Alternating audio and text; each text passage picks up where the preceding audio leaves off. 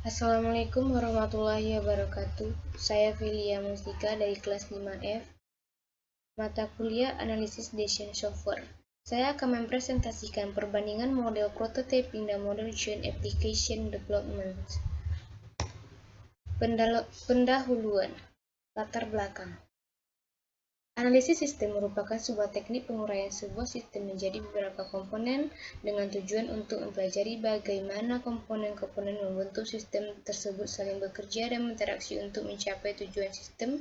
Sedangkan pendapat lain juga mengatakan bahwa analisis sistem adalah sebuah penelitian yang jelas yang bertujuan untuk membantu membuat keputusan ataupun keputusan yang diambil sesuai dengan kondisi yang sebenarnya. Metode pengembangan sistem, System Development Life Cycle atau SLDC, adalah sebuah metode yang digunakan untuk mengembangkan suatu sistem atau sebuah proses logika yang digunakan oleh seorang sistem analis untuk mengembangkan sebuah sistem informasi yang melibatkan requirement, validation, training, dan pemilik sistem. Sistem yang sedang berjalan atau digunakan oleh organisasi atau perusahaan akan terus dikembangkan untuk memperbaiki kekurangan pada sistem tersebut. Prototyping.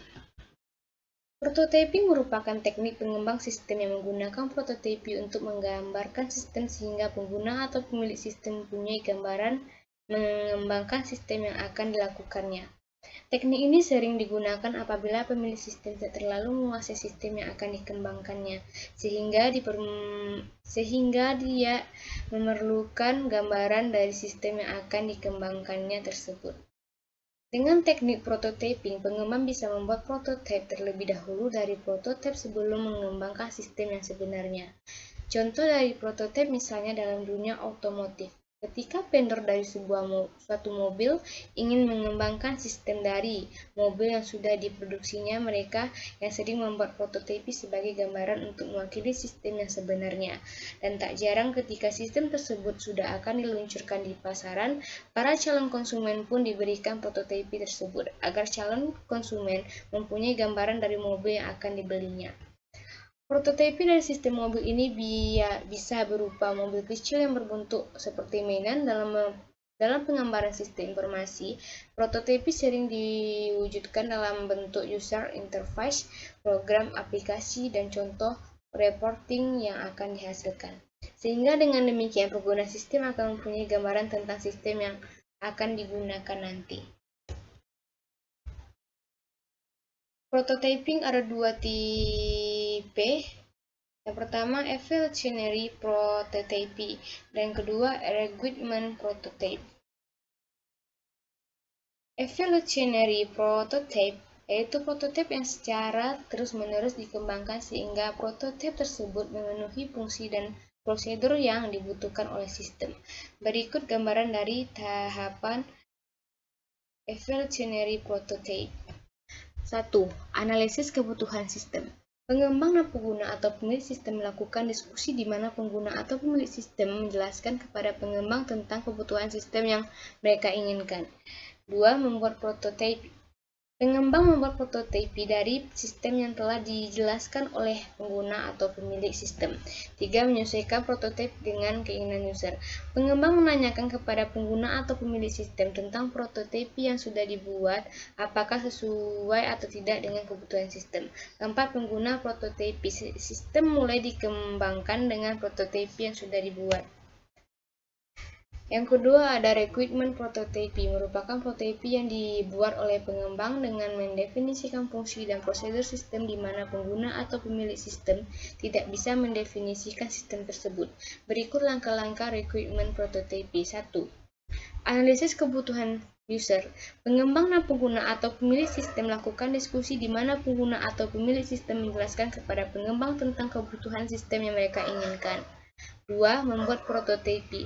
Pengembang membuat prototipe dari sistem yang telah dijelaskan oleh pengguna atau pemilik sistem. Yang ketiga, menyesuaikan prototipe dengan keinginan user. Pengembang menanyakan kepada pengguna atau pemilik sistem tentang prototipe yang sudah dibuat apakah sesuai atau tidak dengan kebutuhan sistem.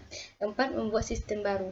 Pengembang menggunakan prototipe yang sudah dibuat untuk membuat sistem baru. 5. Melakukan testing sistem. Pengguna atau pemilik sistem melakukan uji coba terhadap sistem yang dikembangkan. 6. Menyesuaikan dengan keinginan user. Sistem disesuaikan dengan keinginan user dan kebutuhan sistem. Jika sudah sesuai, sistem siap digunakan. 4. Yang ketujuh, menggunakan sistem. Kelebihan dalam teknik pengembangan dari prototyping. Pertama, menghemat pengembangan. 2. Menghemat biaya pengembangan. 3. Pengguna atau pemilik sistem ikut terlibat dalam pengembangan, sehingga memungkinkan terjadi kesalahpahaman dalam sistem bisa diminimalisir. Yang keempat, implementasi akan menjadi lebih mudah ketika pengguna atau pemilik sistem sudah mempunyai gambaran tentang sistem. 5. Kualitas sistem yang dihasilkan baik. 6. Kemungkinan tim pengembang sistem memprediksi dan memperkirakan pengembangan sistem selanjutnya. Kelemahan dari prototyping. Kelemahannya adalah pengguna atau pemilik sistem bisa terus-menerus menambah kompleksitas, sehingga sistem menjadi sangat kompleks. Hal ini bisa menyebabkan meninggalkan pekerjaannya, sehingga sistem yang dikerjakan tidak akan pernah terselesaikan. Selanjutnya, Joint Application Development. Sistem yang memiliki kompleksitas yang tinggi akan menuntut teknik pengembangan yang baik, cepat, dan tidak mengurangi kualitas dari sistem yang dihasilkan.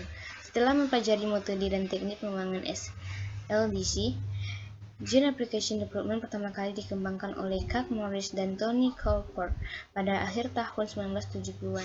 Tahun 1989, Colport dan Morris mengenalkan Joint Application Development dengan mengadakan beberapa workshop untuk membuktikan kemampuan Joint Application Development.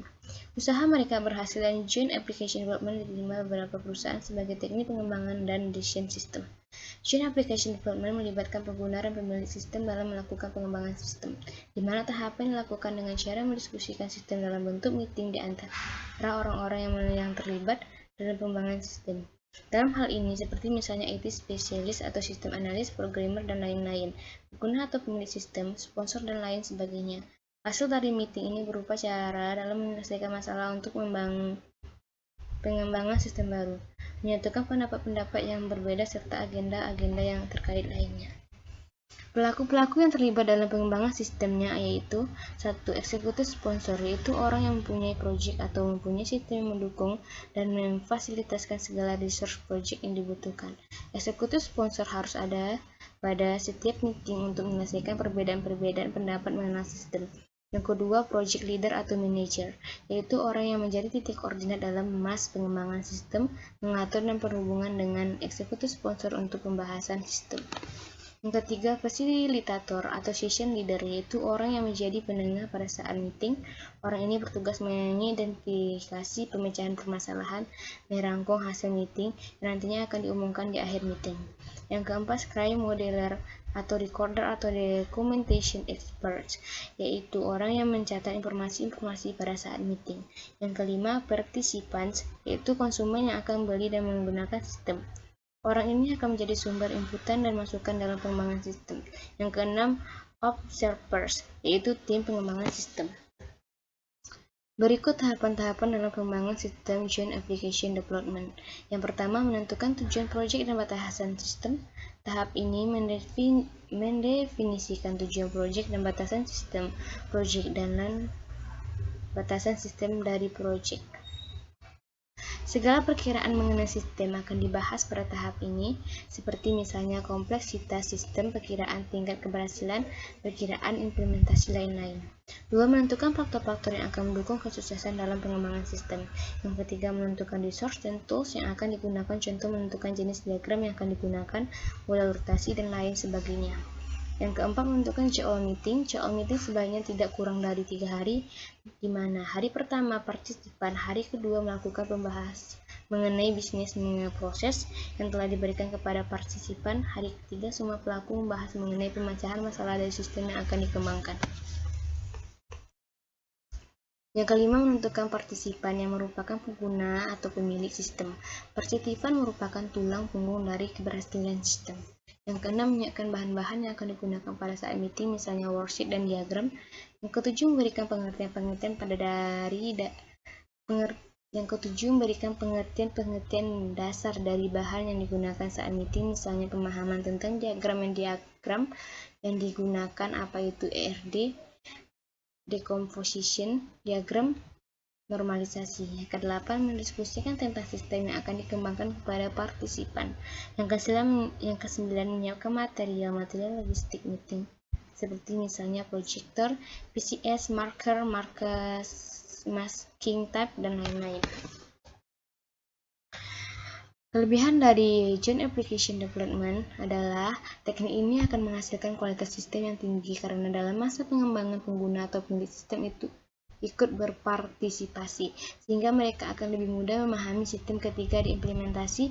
Selain itu, semua bisnis proses yang dibutuhkan bisa digambar dengan baik oleh pengguna atau pemilik sistem.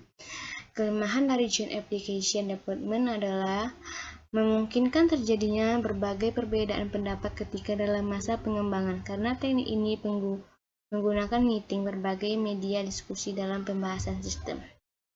Nah, yang terakhir ada kesimpulan. Yang pertama, pengembangan sistem menggunakan prototipe untuk menggambarkan sistem sehingga pengguna atau pemilik sistem mempunyai gambaran mengembangkan sistem yang akan dilakukannya. Teknik ini sering digunakan apabila pemilik sistem tidak terlalu menguasai sistem yang akan dikembangkannya, sehingga dia memerlukan gambaran dari sistem yang akan dikembangkannya tersebut. Dengan teknik prototyping, pengembang bisa membuat prototipe terlebih dahulu dari prototipe sebelum mengembangkan sistem yang sebenarnya. Yang kedua, ada Joint Application Development. Sistem yang memiliki kompleksitas yang tinggi akan menuntut teknik pengembangan yang baik, cepat, atau tidak mengurangi kualitas dari sistem yang dihasilkan. Setelah mempelajari metode dan teknik pengembangan SDLC, sekian presentasi dari saya. Mohon maaf jika ada salah pengucapan dalam kata. Saya akhiri. Wassalamualaikum warahmatullahi wabarakatuh. Terima kasih.